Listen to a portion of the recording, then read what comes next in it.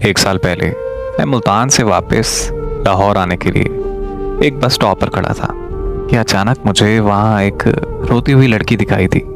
तो मैं उसके पास गया और उससे रोने की वजह पूछी कि वो आखिर क्यों रो रही है। वो मुझे कहने लगी कि मेरे अब्बू लाहौर में नौकरी करते हैं और थोड़ी देर पहले उनके दफ्तर से कॉल आई है कि उनका एक्सीडेंट हो गया है और वो लाहौर के एक अस्पताल में एडमिट हैं।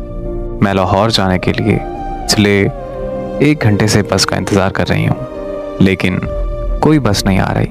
बस इसी परेशानी की वजह से मुझे बहुत रोना आ रहा है। उस लड़की की बात सुनकर मैंने उसे हौसला दिया कि आप परेशान ना हो, सब ठीक हो जाएगा, अल्लाह पाक सब बेहतर करेंगे।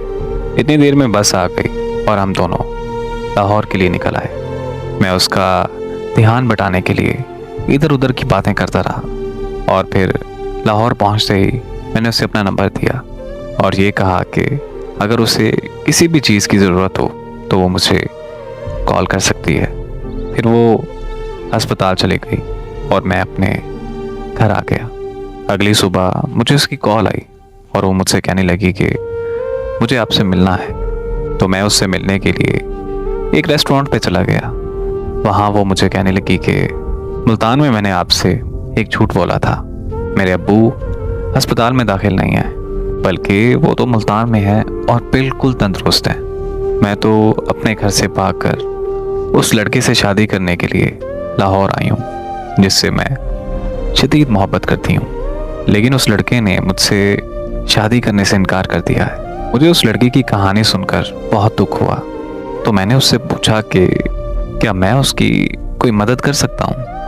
उसने कहा कि मैं यहाँ किसी को नहीं जानती और अभी अपने घर वापस भी नहीं जा सकती, तो क्या तुम मुझे कुछ दिन के लिए अपने घर रख सकते हो।